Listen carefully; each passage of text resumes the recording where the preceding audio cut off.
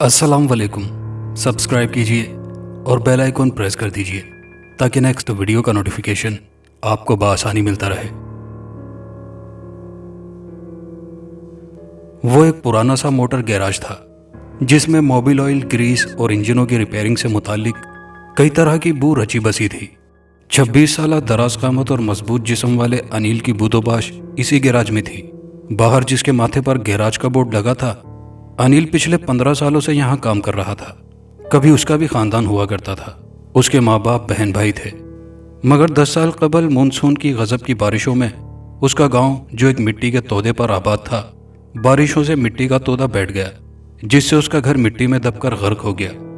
वो तब भी अपने गांव से दूर शहर के इसी गैराज में काम करता था। अगर वो भी उस वक्त गांव में होता तो शायद वो भी इस दुनिया में ना होता। पिछले 15 सालों से ये गैराज ही अनिल की दुनिया थी। घर वालों की मौत से कबल भी वो यहीं रहता था। मगर 10 साल कबल जब घर वाले भी ना रहे तो ये गैराज ही उसका घर हो गया। अनिल ने अपनी जिंदगी के कई नशेबो फराज इसी गैराज में देखे थे। यहीं पर वो सही तौर से दुनियादारी से आशना हुआ था। यहीं पर वो गाड़ियों का इंजन मैकेनिक बना था और यहीं पर वो एक लड़की के इश्क में गिरफ्तार हुआ था। यह 7 साल पहले की बात थी। शाम नाम का एक सेठ गैराज में अपनी गाड़ी ठीक करवाने आया करता था। 2 बार उसकी 15 साल बेटी कामनी भी उसके साथ आई थी। अनिल ने महसूस किया कि वो पहले ही नज़र में उस पर दिल हार गई थी। जब वो दूसरी बार गैराज में आई तो उसने मौका देखकर चुपके से अनिल के हाथ में तयशुदा सफ़ेद पर्ची पकड़ा दी, जिसमें उसका नाम और घर का फ़ोन नंबर लिखा था और साथ में यह भी लिखा था कि वो दिन के 2 बजे उसे फ़ोन करे। अनिल को खुद भी वो लड़की बहुत अच्छी लगी थी। अगले दिन उसने डरते डरते 2 बजे उस नंबर पर फ़ोन किया। उनकी बातचीत हुई, फिर अक्सर फ़ोन होने लगे। एक दिन इजहार मोहब्बत हुआ और उसके बाद शहर के एक पार्क में उनकी मुलाकातें भी होने लगी। उन्होंने कई बार एक दूसरे को प्यार किया था। फिर उनके दरमियान शादी के वादे भी हुए।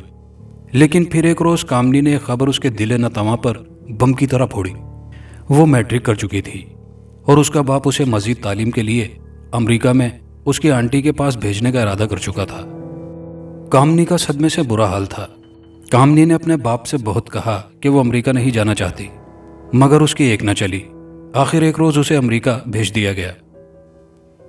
जाने से पहले उसने अनिल से कहा, मेरा इंतज़ार करना मेरा महबूब, मैं हमेशा तुमसे प्यार करती रहूंगी और एक दिन ज़रूर लौट कर आऊंगी। हमारा मिलन ज़रूर होगा। जब कामनी उसे छोड़कर चली गई तो अनिल की दुनिया वीरान हो गई। गली, मोहल्लों और लोगों से उसे वहशत होने लगी। वो कहीं छुपकर बैठता और घंटों आंसू बहाता रहता। फिर धीरे धीरे उसके सीने पर सब्र की सिला कर ठहर गई। वो मामूल की जिंदगी गुजारने लगा। गैराज के मालिक ने कई बार उससे शादी के बारे में कहा और उसने बताया कि उसने कई लड़कियां देख रखी हैं, मगर अनिल हर बार इनकार करता रहा। उसे कामनी का इंतजार था। ये इंतजार उसे कब तक करना था, ये उसे खुद भी नहीं मालूम था। आखिर एक रोज इंतजार की घड़ियां खत्म हुई और गैराज के फोन नंबर पर कामनी का फोन आया। उसने अनिल को बताया कि वो अमेरिका से वापस आ रही है। अनिल बेहद खुश हुआ, बल्कि उसकी खुशी की इंतहा न रही। वो इतवार का दिन था, काम की छुट्टी थी और दोपहर के 12 बजे का वक्त था। अनिल हवा में उड़ता फिर रहा था, मगर उस वक्त उसकी हैरत की इंतहा न रही जब सिर्फ आधे घंटे के बाद दोबारा फोन की घंटी बजी। दूसरी तरफ से कामनी ने उसे बताया कि वो वापस आ चुकी है, सिर्फ आधे घंटे में। अनिल का हैरत से मुंह खुल गया। अरे ये तो ज्यादा वक्त है, दूसरी तरफ से कामनी ने कहा। खैर छोड़ो इस बात को और अभी मुझसे मिलने आ जाओ। और कामनी उसे पता समझाने लगी। यह सूरत हाल अनिल की समझ में बिल्कुल न आई। बहरहाल उसने कामनी से पता समझा और फौरन वहां से जाने के लिए तैयार हो गया। गैराज के मालिक उस वक्त वहां मौजूद नहीं थे। उसने मालिक के लिए अपने जाने के मुतालिक एक पर्चा लिखा और पर्चा मेज पर रखकर उसके ऊपर पेपर वेट रख दिया। उसके बाद बाहर के गेट को मुकफ्फल किया। ताले की एक इजाफी चाबी मालिक के पास भी होती थी। अनिल को जो पता मिला था वो काफी दूर का था। उसने सोचा कि शायद शाम साहब ने अपना ठिकाना बदल लिया है और अनिल ने एक अरसे से उन्हें देखा भी तो नहीं था। झेली सड़कों पर उसने ऑटो रिक्शे में सफर किया और लारी अड्डे पहुंच गया। वहां से वो बस में बैठा और अगले 2 घंटों में वहां पहुंच गया। वहां पर उसने एक टैक्सी वाले की खिदमत हासिल की और उसे पर्ची पर लिखे हुए पते को दिखाकर वहां चलने की हिदायत की। जब टैक्सी थोड़ा सफर तय कर चुकी तो टैक्सी वाले ने बैक व्यू मिरर में देखते हुए अनिल से पूछा, आपको उस वीरान जगह पर जाने की क्या जरूरत पेश आ गई? वीरान जगह? अनिल के मुंह से हैरत से निकला। खैर मुझे क्या? टैक्सी वाला खुद ही जवाब देने लगा, मुझे बस अपने काम से गर्ज होनी चाहिए, टैक्सी वाले ने कहा। अनिल ने भी कोई मजीद बात करना मुनासिब ना समझी। यह ख्याल बार बार उसके जहन में चुटकियां ले रहा था कि कामनी ने वीरान जगह क्यों बुलाया, मगर उसे कामनी से मिलने का इतना इश्तियाक था कि वो किसी भी और मसले पर सोचना नहीं चाहता था। वो खिड़की से बाहर के नज़ारे करने लगा। सूरज डूबने से शाम के साए दराज होने लगे थे और मंजर धुंधलाने लगा था। टैक्सी शहर के हुजूम से गुजरकर वीरानों की तरफ बढ़ रही थी। अनिल को किसी बात की कोई परवाह नहीं थी, उसे तो बस कामनी से मिलने की तलब थी। आगे जाके एक तबाहाल शहर के खंडरात थे जो माजी का नोहा सुना रहे थे और महकमा आसार कदीमा की अदम तवजही के बाइस बिल्कुल मादूम होते जा रहे थे। टैक्सी ड्राइवर ने टैक्सी खंडरात से कुछ फासले पर रोक दी। बस जनाब, मैं अब यहाँ से मजीद आगे नहीं जा सकता, टैक्सी ड्राइवर ने कहा। मगर क्यों? अनिल ने सवाल किया। आगे देखें साहब, सामने खंडार और तीनों तरफ जंगल ही जंगल है। मगर मैं अपनी मंजिल पर कैसे पहुंचूंगा? आपकी मंजिल यही है, टैक्सी ड्राइवर ने इत्मीनान से कहा।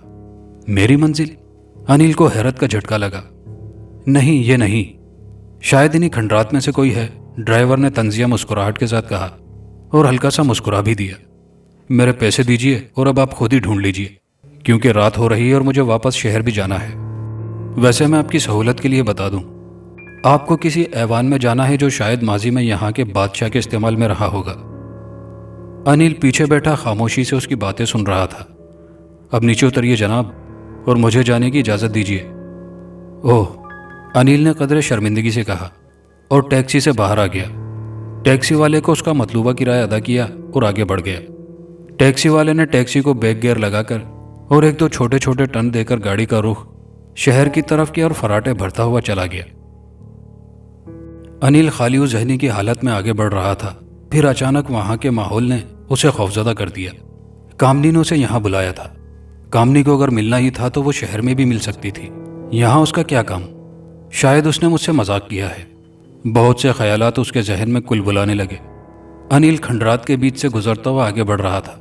जहाँ खंडरात खत्म होते थे वहाँ आगे कब्रिस्तान था, जो शायद यहाँ के बासियों का था। कब्रिस्तान के मुख्तलिफ सिमत जंगल था, जिसमें दरिंदे जैसे जानवर भी होंगे जो इंसानों का शिकार भी कर सकते हैं। यह ख्याल भी उसे तंग कर रहा था कि अगर उसे यहाँ रात बसर करनी पड़ गई और कामनी भी ना मिली तो। हरचंद के फिक्रमंदी उस पर सवार थी। बहरहाल वो फिर भी आगे बढ़ता रहा। फिर उसकी नज़र दरख्तों के एक झुंड पर पड़ी। दरख्तों का ये झुंड इतना ऊंचा था कि आसमान से बातें करता नजर आ रहा था। वो बेख्तियार उस झुंड की तरफ बढ़ने लगा। झुंड के करीब जाकर यह बात उस पर आश्कार हुई कि वो एक महल था, शायद यहाँ के माजी के बादशाह का महल। महल के इर्द गिर्द दरख्त इस अंदाज में उगे हुए थे कि उन्होंने महल को पूरी तरह ढांप लिया था। हत्ता के महल की छत भी शायद किसी मंसूबे के तहत दरख्त इस अंदाज में लगाए गए थे।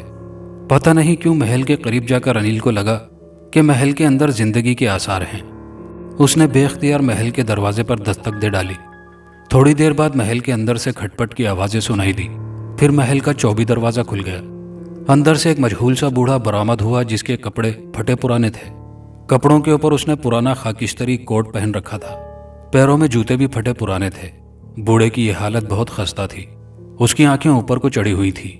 चेहरे पर जैसे खून की कोई रमक ही नहीं थी। उसके जिस्म की खाल भी नरम पड़कर झूल रही थी। उसके सर के बाल खिचड़ी थे और बुरी तरह गर्द से अटे थे। जब वो बोला तो उसके गले से भी खरखराती हुई आवाज बरामद हुई। आपका नाम अनिल है? अनिल ने इस बात में सर हिलाया। अंदर आ जाइए, बीबी जी आपका इंतजार कर रही हैं। बूढ़ा अंदर की जानिब मुड़ा तो अनिल भी उसके पीछे अंदर दाखिल हो गया। महल के अंदर सख्त अंधेरा था। सिर्फ एक दो जगहों पर ताकों में तेल के चिराग जल रहे थे। बूढ़ा उसे अपने साथ एक निस्बतन कुशादा कमरे में ले गया। अनिल कमरे में दाखिल हुआ तो वो बूढ़ा बाहर निकल गया। जाओ मिल लो, जाओ मिल लो। कमरे के अनवस्त में एक बड़ी मसेरी थी, जिसके गिर्द गोलाई में छत से लटकने वाला गुलाबी पर्दा तवाफ किए हुए था। एक तरफ दीवार के साथ एक बड़ी मशाल रोशन थी। उसकी रोशनी में अनिल कमरे के अंदर का मंजर देख रहा था। मसेरी पर उसे कोई लेटा हुआ नजर आ रहा था। शायद वो कामनी थी। वो छोटे छोटे कदम उठाता मसेरी के करीब चला गया। मसेरी पर लेटा वजूद उठ खड़ा हुआ। उसने गुलाबी पर्दे की झालरों को पीछे हटाया और मसहरी से नीचे उतर आया। वो कामनी थी जो अनिल के सामने खड़ी थी। वो इतनी हसीन लग रही थी जैसे कोई परी नींद से जागी हो। अनिल, तुम आ गए मेरी जान, उसने अनिल की तरफ देखते हुए कहा।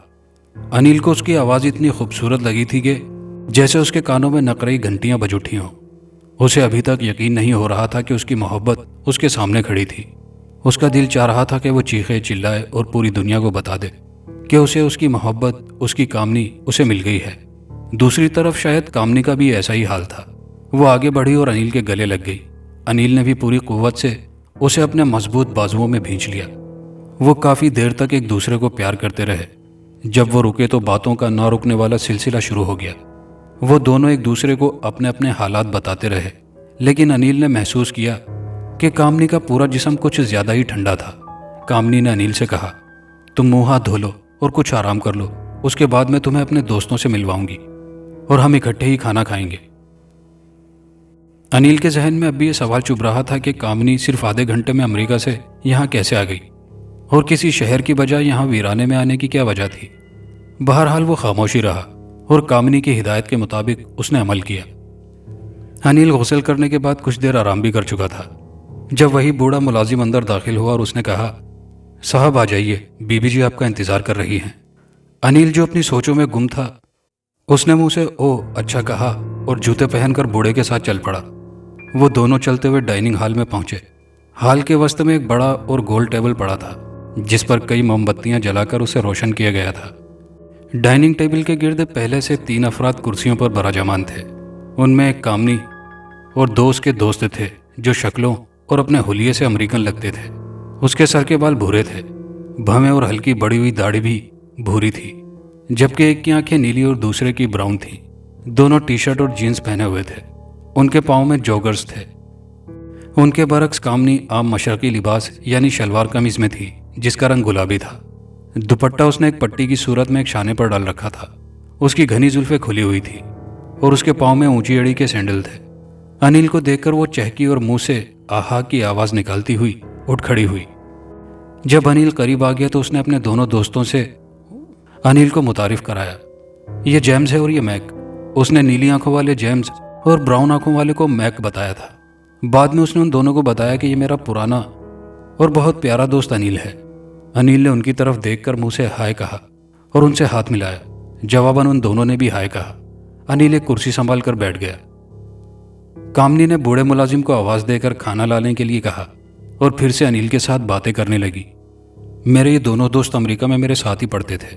ये यहाँ की सयाहत करना चाहते थे, इसलिए मैंने अपने साथ ही ले आई। कामनी की इस बात पर वो दोनों जाहिलों की तरह दांत निकालकर बेहुदा हंसी हंसे। थोड़ी देर बाद बूढ़ा खाने की मुख्तलिफ डिशें लेकर आ गया और उसने प्लेटें भी चुन दी। अनिल ने नोट किया कि उसके लिए खाने की जो डिश है वो दूसरी डिशों से मुख्तलिफ है। बहरहाल उसने डिश का ढक्कन उठाकर एक तरफ रखा। डिश के अंदर मुख्तलिफ सालनों से मुज़य्यन भाप उड़ाता हुआ गोश्त था। उसने चम्मच से प्लेट में गोश्त डाला और दूसरी तरफ से रोटी उठा ली। पहला निवाला लेते ही उसे महसूस हुआ कि गोश्त का जायका मुख्तलिफ है। उसका दिल चाहा कि खाना छोड़ दे। बहरहाल वो दूसरों की वजह से मजबूरन खाना खा रहा था। कामनी ने उसके चेहरे से इस बात को भांप लिया। क्या तुम्हें खाना अच्छा नहीं लग रहा? उसने पूछा। नहीं, खाना मज़ेदार है, अनिल ने जल्दी से कहा और एक बार फिर खाने में सब मसरूफ हो गए। अचानक अनिल की नज़र उनकी डिशों की तरफ उठी तो वो परेशान हो गया। डिशें जैसे खून से भरी हुई थी और उनमें कच्चा गोश्त बोटियों की शक्ल में तैर रहा था। उन तीनों में से कोई भी रोटी नहीं खा रहा था। बस उन्होंने अपने प्यालों को खूननुमा शोरबे से भर लिया था जिसमें एक आध बोटी भी शामिल थी। अब वो मज़े से चुस्कियां भर भर के चमचों से उसे पी रहे थे। अनिल महसूस कर रहा था कि जैसे उसे उपकाई आ जाएगी। बहरहाल वो जब्त से काम लेता रहा। जब वो अपना अपना शोरबा ख़त्म कर चुके तो प्यालों में मौजूद बोटियों को वो भेड़ियों की तरह भंबोड़ने लगे। अनिल वहशत से ये सब कुछ देखता रहा। थोड़ी देर बाद वो उस कमरे में था जो उसके आराम के लिए मखसूस किया गया था। खाना खा लेने के बाद वो थोड़ी देर कमरे में टहला था और इस वक्त वो बिस्तर पर लेटा छत को घूर रहा था। कमरे का दरवाज़ा खुला और कामनी अंदर दाखिल हुई। कैसे हो माय डियर? अनिल उसको देखकर बिस्तर पर उठ बैठा। उसने आते ही अनिल के गले में बाहें डाल दी थी।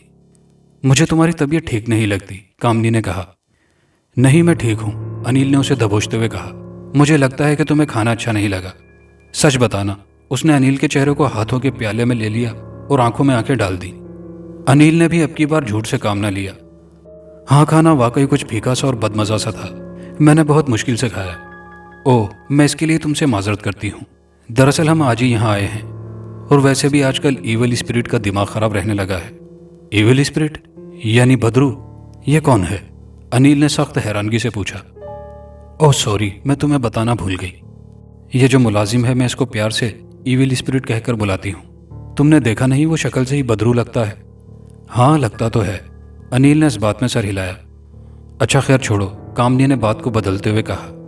तुम मुझे ये बताओ कि मेरी याद में कितना तड़पते रहे हो? बहुत ज़्यादा, इतना ज़्यादा कि जिसका तुम तसव्वुर भी नहीं कर सकती। मेरे बाप ने मेरे साथ ज्यादती की, जो मुझे पढ़ने के लिए अमेरिका भेज दिया, और हम दोनों की मोहब्बत के दरमियान जुदाई की दरारें डाल दी। मैं भी तुम्हें इतना याद करती रही कि बताना मुश्किल है। लेकिन देखो, हमारी तलब शायद सच्ची थी, इसलिए हम एक दूसरे के फिर से सामने हैं। हाँ, सच कहा तुमने, अनिल ने इस बात में कहा। थोड़ी देर बाद वो बोला, कामनी तुम्हारे पिता कहाँ हैं? अब वो इस दुनिया में नहीं रहे। एक रोड एक्सीडेंट में वो जख्मी हुए, उन्हें अस्पताल पहुंचाया गया, मगर वो ना बच सके। ओह, अनिल ने उनके मरने पर मुंह से ओह की आवाज़ निकालकर एक तरह से अफसोस का इजहार किया। पर कामनी कुछ और ही कहानी सुनाने लगी। मैं शायद अपने पिता से नफरत करती थी। उनके मरने पर ज़रा भी अफसोस ना हुआ, और मैंने यह भी गवारा न किया कि अमेरिका से यहाँ आकर एक बार या आखिरी बार अपने पिता का चेहरा देख लूँ। अनिल खामोशी से ये सब सुनता रहा।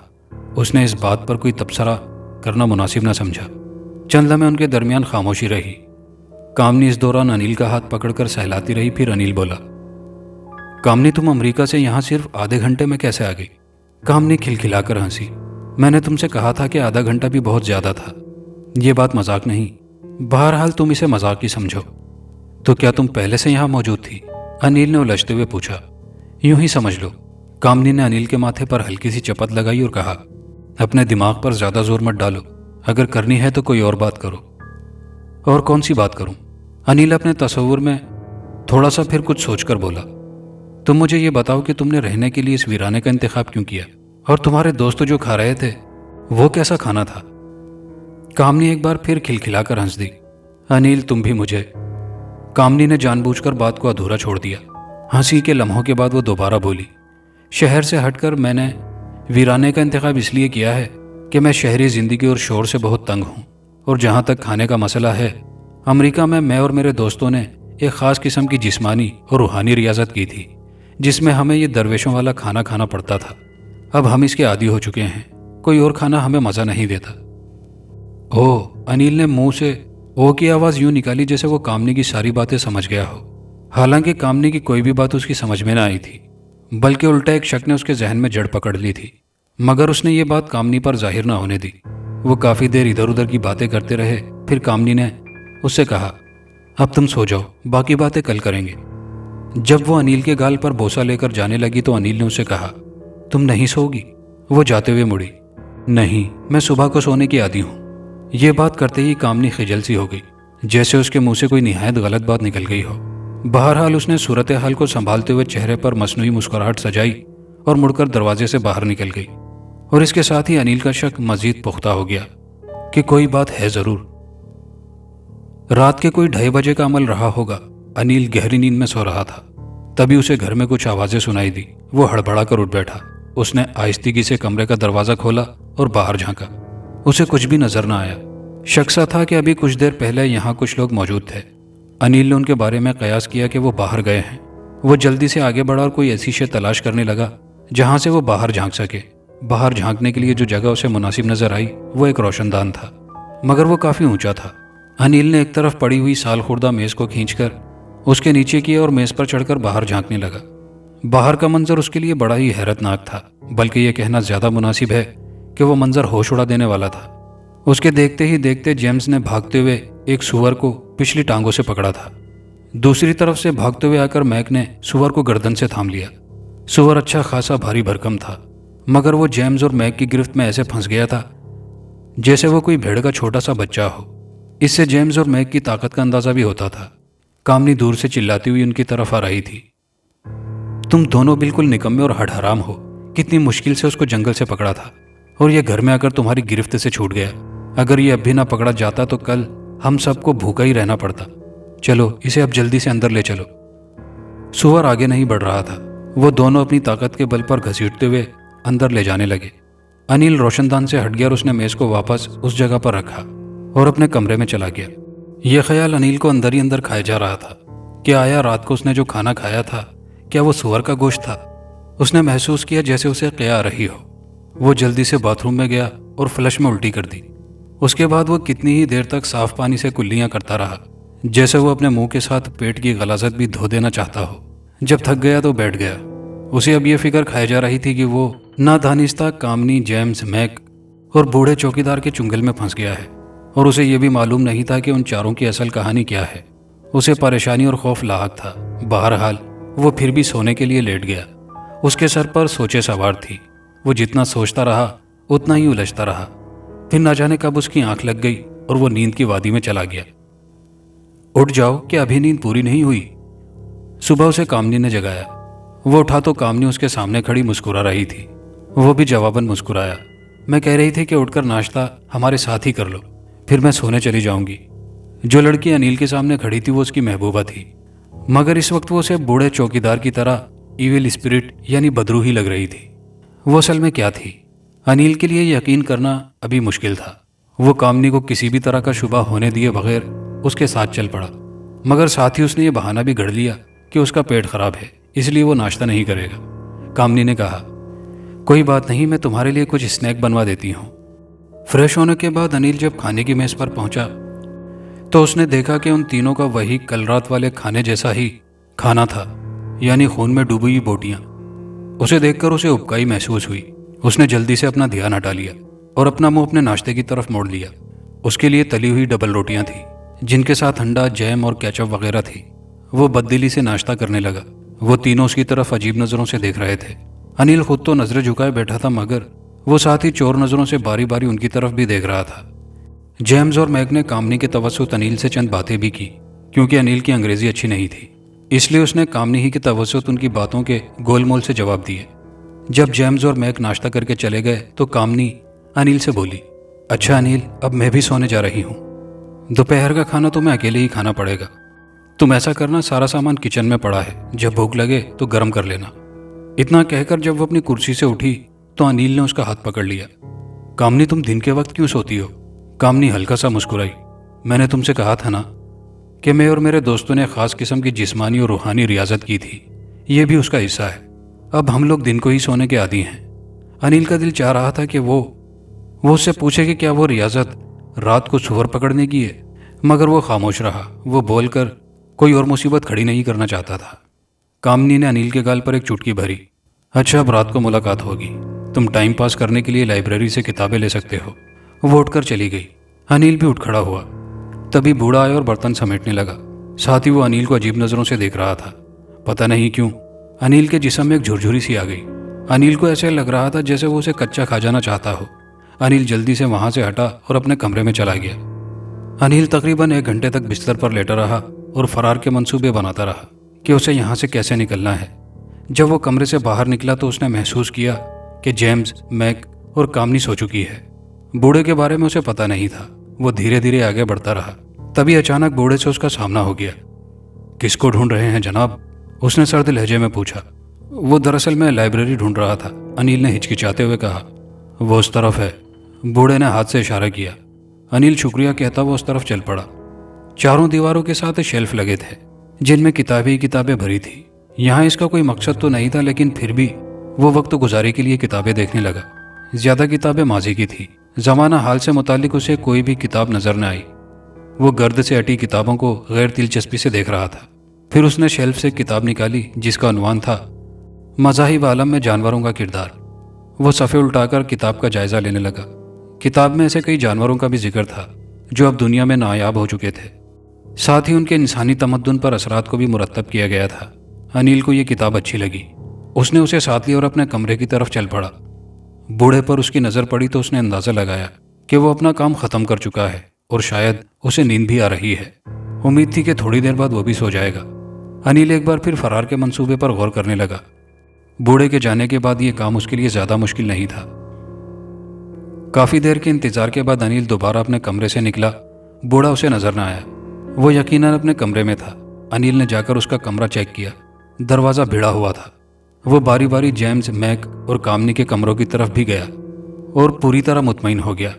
अब वो बाहर के मेन दरवाजे की तरफ बढ़ने लगा। यही मौका था कि वो यहाँ से भाग जाए। दरवाज़ा बंद था मगर उसकी कुंडी वगैरह खुली थी। मगर जब उसने दरवाज़ा खोलना चाहा तो उसे हैरत हुई कि दरवाज़ा ना खुला। वो जोर लगाता रहा मगर सब बेसूद था। वो वहाँ से हट गया और कोई और रास्ता तलाश करने लगा। कोई ऐसी खिड़की नहीं थी जो बाहर की तरफ खुलती हो। अलबत्ता उसकी नज़र एक रोशनदान पर पड़ गई जो खासा ऊंचा था और उससे बाहर की रोशनी भी कुछ कुछ अंदर आ रही थी। ये रोशनदान उस रोशनदान से काफ़ी बड़ा भी था जिससे उसने कल रात बाहर झांका था। अनिल ने हिम्मत करके कुछ सामान रखा और उस पर चढ़कर बाहर निकलने की कोशिश करने लगा। मगर उस वक्त उसकी हैरत की इंतहा न रही जब उसने महसूस किया कि उसकी कोई उंगली तक भी रोशनदान के 1 इंच तक भी अंदर नहीं जा रही। उसके सामने जैसे कोई शीशे की दीवार थी। यहाँ भी दरवाजे की तरह जोर लगाना बेकार था। बात उसकी समझ में आ गई। वो किसी हिसार में मुक़य्यद था। अगर यहाँ दीवारें ना भी होती तो शायद तब भी वो यहाँ से बाहर नहीं निकल सकता था। वो अगले 1 घंटे तक इधर उधर घूमकर मजीद कोशिश करता रहा मगर जब कोई कोशिश बाराबर साबित ना हुई तो वो थक हार कर अपने कमरे में जाकर लेट गया। दोपहर को जब उसे भूख लगी तो उसने खुद ही किचन में जाकर अंडों का ऑमलेट बनाया और पेट की आग बुझाई। उसके बाद वो हिम्मत करके बारी बारी चारों के कमरे में गया और उनका जायजा लिया। उस वक्त वो हैरत से शिशदा रह गया जब उसने देखा कि उन चारों के कमरों में एक एक ताबूत था जिनमें पड़े वो चारों गहरी नींद सो रहे थे।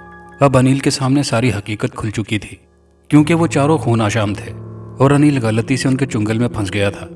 उसने अक्सर डरावनी फिल्में देखी थी और कहानियां पढ़ी थी। उसका दिल चाहा वो उन चारों के सीने में मीखें ठोक दे और हमेशा के लिए उनका किस्सा चाक कर दे। मगर वो कोई खतरा मोल नहीं लेना चाहता था क्योंकि वो इस वक्त एक हिसार में था और वो हिसार से उनकी ही मदद से बाहर निकल सकता था। जब शाम के साए दराज हुए तो वो चारों उठ बैठे। अनिल ने अंदाजा लगाया कि वो चारों धूप से हत्तुल इम्कान बचने की कोशिश करते हैं। कामनी नहाई और बिल्कुल फ्रेश नजर आने लगी। उस वक्त वो अनिल को कोई अप्सरा ही लग रही थी। उसका दिल चाहा वो बेख्तियार होकर उसे अपनी बाहों में भरे मगर वो ये बात भी बखूबी जानता था कि कामनी अब पहले वाली कामनी नहीं रही बल्कि खून आशाम बन चुकी है।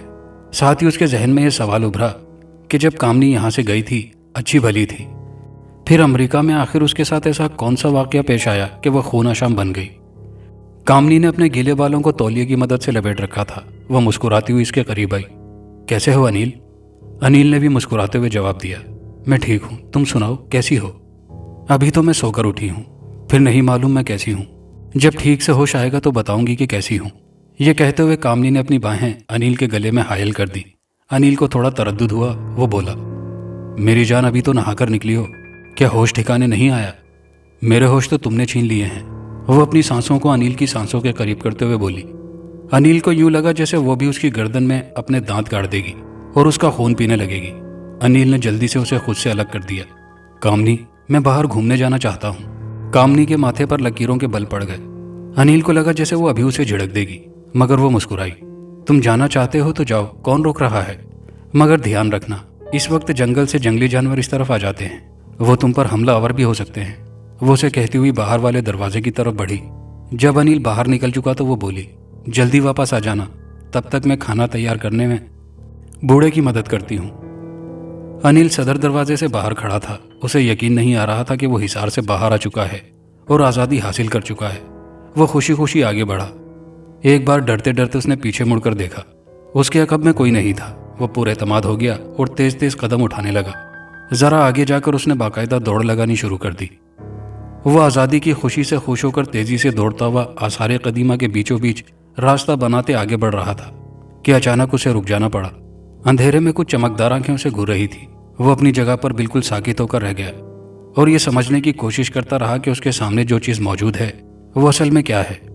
और जब उस पर हकीकत खुली तो उसके पाँव के नीचे से ज़मीन निकल गई क्योंकि वो 10-12 भेड़ियों का गोल था जिनमें से एक उस पर गुराया था। अनिल ने एक लम्हे की भी देर न की और बिजली की सी तेजी से वापस भाग खड़ा हुआ। उसे भागता हुआ देखकर कुछ भेड़ियों ने रोने की आवाज़ें निकाली। फिर वह गुर्राते हुए उसके पीछे भाग खड़े हुए।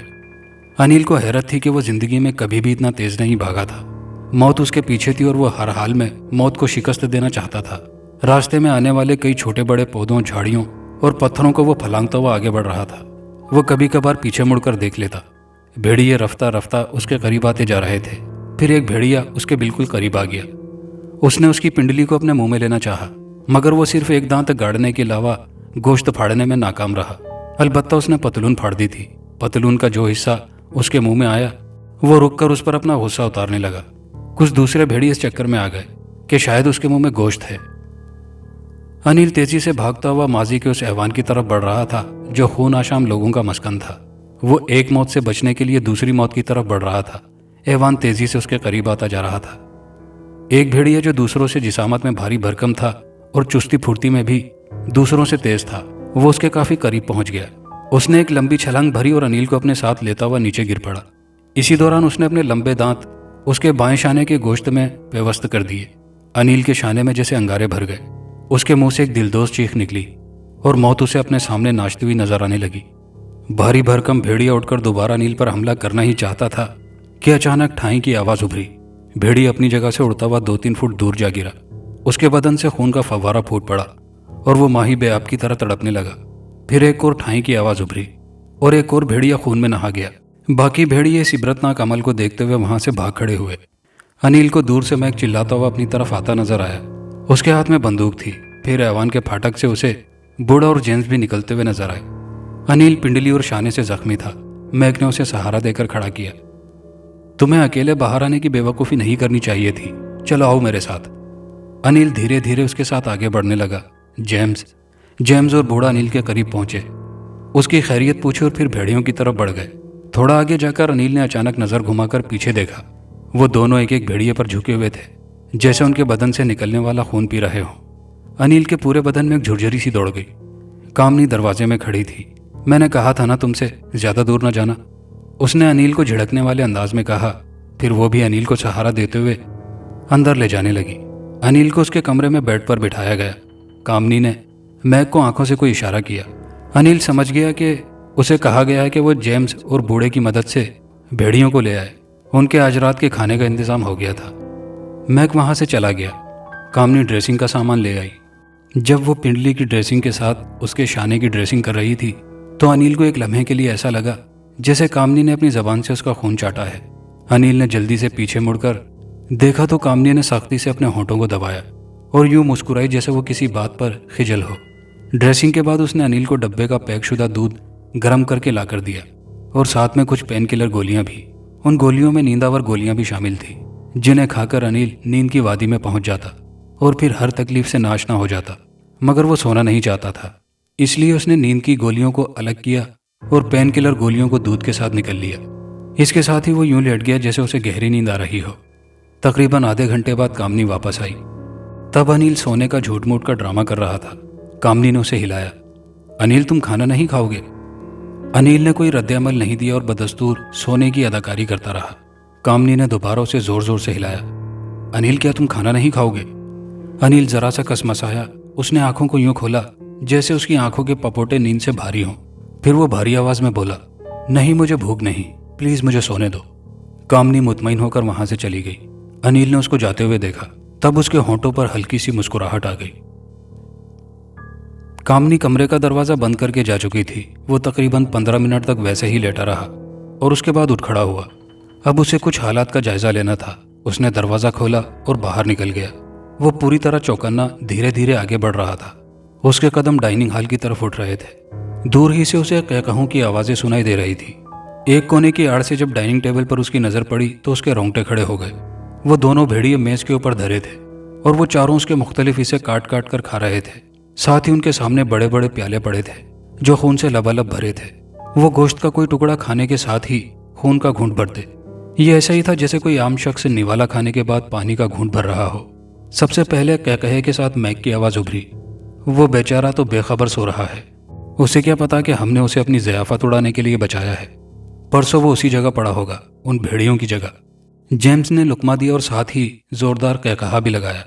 इस बात पर कामनी भी खुलकर हंसी। ओह स्वीट डार्लिंग, उसने कहा और साथ ही खाना रोक के एक हवाई बोसा जेम्स की तरफ उछाला। जेम्स ने भी खाना रोककर बोसे को हवा ही में कैच किया और अपने दिल की जगह लगा लिया। कामनी जेम्स के इस अमल से खुश नजर आने लगी, जबकि बूढ़ा इस सारे अमल से लाताल्लुक रहा और मजे से भेड़ियों की ज़ियाफत उड़ाता रहा। आड़ से देखता हुआ अनिल खुद को भेड़ियों की जगह लेटा हुआ महसूस कर रहा था। और उसे लग रहा था कि वो चारों भेड़ियों की नहीं बल्कि उसकी ज़ियाफत उड़ा रहे हों। एक बार फिर उसके पूरे बदन में झुरझुरी दौड़ गई। मौत उन चारों की शक्ल में उसके सामने थी। सिर्फ एक कल ही की तो बात थी, परसों वो चारों भेड़ियों ही की तरह उसका तिया पांचा करते। वो खौफ से कांप रहा था, मगर उसने मुसम्मिम इरादा कर लिया कि वो उनके नापाक इरादों को नाकाम बनाएगा और हर हाल में यहाँ से जिंदा वापस बचकर जाएगा। वो वापस पलटा और अपने कमरे की तरफ चला गया। उसे अपने बचाव के लिए अब कोई लाहे अमल बनाना था। वो बिस्तर पर लेट गया और सोचने लगा। फिर ना जाने कब उसकी आंख लगी और वो नींद की वादी में पहुंच गया। अगली सुबह वो उठा तो उसे एहसास हुआ कि खौफ उसके अंदर बुरी तरह सरायत कर गया है। उसे लगा जैसे उसकी सोचने की सलाहियत बुरी तरह मफलूज हो चुकी है। बहरहाल उसे हिम्मत करनी थी। अगर वो इन हालात में हौसला छोड़ जाता तो फिर मौत उसका मुकद्दर थी। अचानक उसका हाथ अपने गले की तरफ गया। उसके गले में हमा वक्त एक त्रिशूल नुमा लॉकेट होता था। वो लॉकेट उस वक्त उसके गले में मौजूद नहीं था। उसे हैरत का झटका लगा। वो सोचने लगा कि लॉकेट कहाँ गया। फिर खासी सोच विचार के बाद उसे याद आया कि जब वो पहले दिन यहाँ आया था तो गुसलखाने में जाने से पहले उसने उसे बाहर उतार कर रखा था और फिर उठाया ही नहीं था। वो फौरन उठा और गुसलखाने की तरफ गया, मगर लॉकेट उसे कहीं भी नजर न आया। वो फिक्रमंदी से सोचने लगा कि लॉकेट कहाँ गया। फिर यही बात उसकी समझ में आई कि लॉकेट को वहां से यकीनन किसी ने उठा लिया था। अब उसे लॉकेट हर हाल में तलाश करना था। वो वापस अपने बिस्तर पर लेट गया। थोड़ी देर बाद बूढ़ा कमरे में दाखिल हुआ। उसने आते ही पहले तो उसकी तबीयत का हाल पूछा, फिर बोला, आप नाश्ता हमारे साथ करेंगे या आपके लिए कोई स्नैक तैयार कर दूं? अनिल ने माजरत की कि उसकी तबीयत नासाज है, इसलिए वो नाश्ता नहीं करेगा। उसने कहा, हाँ अगर ज़रूरत पड़ी तो मैं खुद कुछ तैयार कर लूँगा।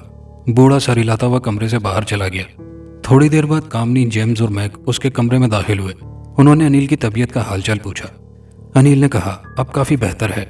अनिल ने मैक का शुक्रिया अदा किया कि उसकी वजह से रात उसकी जान बच सकी। मैक ने उसकी बात के जवाब में कुछ न कहा, बस वो हल्का सा मुस्कुरा दिया। बाद में वो चारों इधर उधर की काफ़ी देर तक बातें करते रहे। अनिल वाज़े तौर पर यह बात नोट कर रहा था कि तीनों की नज़रों में उसके लिए एक भूख थी, जैसे वो अभी उसका खून पी जाना चाहते हों और चीर फाड़ करके उसका गोश्त खा जाना चाहते हों। जब भी अनिल के जहन में यह ख्याल आता, उसके पूरे बदन में झुरझुरी दौड़ जाती। अनिल सोचने लगा कि अगर उन चारों को उसका शिकार ही करना था तो फिर कल क्यों, आज ही क्यों नहीं? इसकी क्या वजह थी? बहरहाल वो मुतमईन था कि जो भी हुआ कम अज कम इस वजह से थोड़ी मोहलत तो मिल रही थी कि वो अपना बचाव कर सके और यहाँ से फरार की कोई राह निकाल सके। जब वो तीनों चले गए तो अनिल ने इत्मीनान की एक तवील सांस ली, जैसे मौत का हनी पंजा उसके सर से हट गया हो। वो निढाल सा होकर एक बार फिर बिस्तर पर लेट गया। थोड़ी देर बाद कामनी ने बूढ़े के हाथों उसके लिए दूध भेजा। साथ में पेन किलर और नींद की भी गोली थी। अनिल ने राती की तरह नींद की गोली अलग की और पेन किलर के साथ दूध चढ़ा गया। उसे अब इतनी देर इंतजार करना था जब वो चारों सो जाएं। उसके बाद ही वो कोई हिकमत अमली अपना सकता था। ये इंतजार उसने 2 घंटे तक किया। उसे इत्मीनान था कि अब तक वो चारों पूरी तरह सो चुके होंगे। अनिल अपने कमरे से बाहर आया। सबसे पहले उसने यही चेक किया कि आया वो चारों सो रहे हैं या नहीं। इस तरफ से मुतमईन होने के बाद वो अपना लॉकेट तलाश करने लगा। ये कोशिश बेसूद रही। वो अपने जहन में एक लाहे अमल मुरतब कर चुका था। उसे उसके मुताबिक अमल करना था। वो मुख्तलिफ कमरों में घूमकर अपने मतलब की चीज़ तलाश करने लगा। चलते चलते वो खासा आगे निकल गया। उसके हाथ में एक चिराग था जिसकी मदद से वो अंधेरे में अपना काम चला रहा था।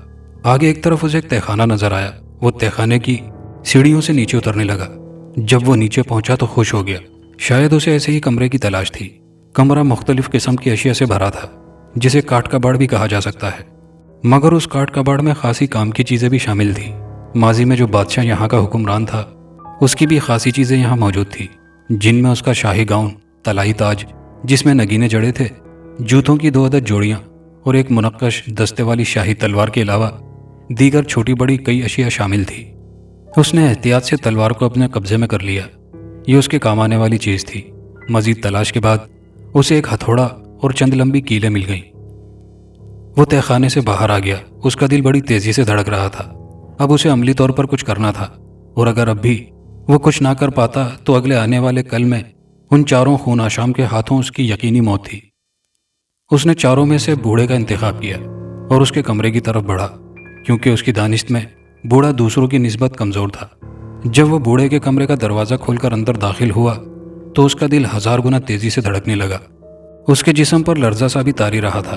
उसे लग रहा था जैसे चीज़ें उसके हाथ से नीचे गिर जाएंगी, मगर उसने तेजी से खुद को संभाला, क्योंकि ये उसकी ज़िंदगी और मौत का सवाल था।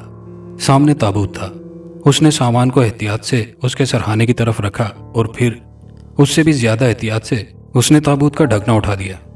बूढ़ा ताबूत में दुनिया और माफिया से ऐसा बेखबर सोया पड़ा था जैसे उसने थोड़ी ही देर पहले किसी इंसान का शिकार करके अपने हफ्ते भर की खुराक हासिल कर ली हो और अब उसे किसी की कोई परवाह नहीं हो। अनिल ने नीचे से एक कील उठाई और साथ ही भारी हथौड़ा भी पकड़ लिया। उसने कील को बूढ़े के दिल के मकाम पर रखा और साथ ही भारी हथौड़े से जरब भी लगा दी। बूढ़ा एकदम उठ पड़ा। उसकी आंखें फटने की हद तक बाहर को आ गईं। शायद उसके मुंह से मौत की भयानक चीख भी निकलती, मगर अनिल ने एक लम्हे की भी ताखीर न की और भारी हथौड़ा उसके मुंह की तरफ घुमा दिया। बूढ़े का जबड़ा बिगड़ गया। हलक से बाहर की तरफ आने वाली आवाज को रास्ता न मिल सका, मगर वो उठ बैठा। बूढ़े का एक हाथ दिल के मकाम पर था और दूसरा हाथ उसके जबड़े पर। अनिल ने हथौड़ा छोड़कर तलवार उठाई और एक भरपूर वार बूढ़े की गर्दन पर कर दिया। बूढ़े की गर्दन कटकर दूर जा गिरी। अनिल ने भगवान का शुक्र अदा किया कि एक मूजी अपने अंजाम को पहुंच गया था। बूढ़े के कटे हुए धड़ से काला और गंदा खून उबल उबल कर बाहर आ रहा था, जिससे ताफून उठ रहा था। अनिल ने अपना रुमाल निकालकर नाक पर रख लिया। अब उसका यहाँ का काम खत्म हो चुका था, मगर वो यहाँ पर भी अपना लॉकेट तलाश करना चाहता था। वो मुख्तलिफ दराजों को चेक करने लगा। थोड़ी तलाश के बाद उसे लॉकेट मिल गया। बात उसकी समझ में आ गई थी कि लॉकेट बूढ़ा उठाकर लाया था, मगर उसे मुश्किल थी कि बूढ़ा लॉकेट को हाथ से नहीं पकड़ सकता था, क्योंकि वो भी दीगर तीनों की तरह खूनाशाम बदरू बना हुआ था। अगर वो लॉकेट को छू लेता तो उसका जिस्म जलना शुरू हो जाता।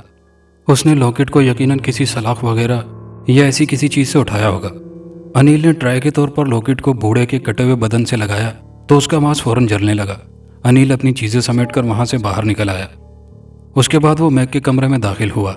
वही मैक जिसने कल रात उसकी भेड़ियों से जान बचाई थी, मगर अब वो खुद उसकी जान लेने जा रहा था। ये उसकी मजबूरी भी थी, क्योंकि अगर वो खुद ऐसा ना करता तो कल ये शख्स उसकी जान लेने के दर पे होता। इसलिए उसे ये सब करना था। और वैसे भी मैक एक खून आशाम था, इंसानियत का दुश्मन और इंसानी खून से अपनी प्यास बुझाने वाला। बूढ़े को वासिले जहन्नुम करने का तजर्बा उसके साथ था। मैक के मामले में उसे कोई दुश्वारी ना हुई। अगले 10 मिनटों में अनिल मैक के कमरे से बाहर था। अब जेम्स की बारी थी। वो उसके कमरे में दाखिल हुआ। 2 मार के सरंजाम देने के बाद वो जरूरत से कुछ ज्यादा ही पुरएतमाद हो गया, और शायद ये उसकी गलती भी थी, क्योंकि इंसान ज्यादा पुरएतमादी की वजह से एहतियात का दामन हाथ से छोड़ देता है। उसने जेम्स के ताबूत का ढक्कन उठाया। वो बेखबर मजे की नींद सो रहा था। अनिल ने मीख उसके सीने पर रखी और ज्यादा पुरएतमादी की वजह से जब उसने हथौड़े की जरब लगाई तो हथौड़ा जरा सा साइड में निकल गया। कील जेम्स के सीने में घुसी जरूर, मगर बिल्कुल थोड़ी सी। जेम्स चीखें मारता हुआ अपनी जगह उठ बैठा। सूरत हाल अचानक ही अनिल के लिए बेकाबू हो गई। जेम्स दर्द की शिद्दत से बेतहाशा चिल्लाने लगा। अनिल की समझ में कुछ नहीं आ रहा था, क्योंकि पहले दोनों मामलों में ऐसी कोई बात नहीं हुई थी। इससे पहले कि अनिल कुछ सोचता समझता और कोई फैसला कर पाता, उससे पहले जेम्स संभल गया। उसका एक हाथ तो सीने पर दिल के मकाम पर था जहां कील गड़ी थी। अनिल की सांस रुक रही थी। आंखों के आगे अंधेरा छाने लगा। वो लम्हा ब लम्हा मौत की तरफ बढ़ रहा था कि अचानक जिंदगी की तरफ वापस लौट आया। उसने संभलने में एक लम्हे की भी ताखीर न की और फौरन अपना हथौड़े वाला हाथ घुमा दिया। वार जोरदार रहा। कील पूरी की पूरी जेम्स के सीने के अंदर चली गई। अब की बार जेम्स के मुंह से पहली चीखों से भी ज्यादा भयानक चीखों का सिलसिला शुरू हो गया। उसके दोनों हाथ दिल के मकाम पर थे, जहां से काला और गंदा खून फव्वारे की शक्ल में बाहर आ रहा था। अनिल ने हथौड़ा एक तरफ फेंका और तलवार उठा ली। फिर अगले ही लम्हे जेम्स की गर्दन कटकर दूर जा गिरी। कमरे में सकूत छा गया। अनिल जिंदगी और मौत की कशमकश से शायद थक गया था। वो भी निढाल होकर एक तरफ बैठ गया। अभी वो बैठा ही था कि एक ख्याल ने उसके पूरे वजूद में हलचल मचा दी। जेम्स ने बेतहाशा चीखें मारी थी, तो क्या कामनी ने वो चीखें सुन ली होंगी? और क्या वो नींद से जाग चुकी होगी? वो काफी देर तक अपनी जगह पर बुत बना खड़ा रहा। इस ख्याल ने जैसे उसे मुंजमद करके रख दिया था। अगर वाकई कामनी जाग चुकी होगी तो वो उसका मुकाबला मुश्किल से ही कर पाएगा। भले ही वो एक औरत थी, मगर उसके साथ ही वो एक खून आशाम भी थी, और उसकी ताकत यकीनन अनिल से कई गुना ज्यादा थी। वो ढेर सारी हिम्मत मुश्तमा करके जब बाहर निकला तो उसे वहां सकूत ही सकूत नजर आया। उसे गुमान गुजरने लगा कि थोड़ी देर पहले जैसे कुछ भी नहीं हुआ था। यह सकूत उसे जहनी तौर पर राहत पहुंचा रहा था, जिससे उसका हौसला फिर से बढ़ गया।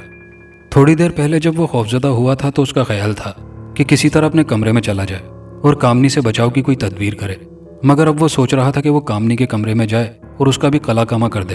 वो एक भरपूर खुद एतमादी से कमरे का दरवाजा खोलकर अंदर दाखिल हुआ। कामनी के कमरे के अंदर भी कमाल का सकूत था। उसे इत्मीनान हुआ और वो आगे बढ़ा और ताबूत के करीब चला गया।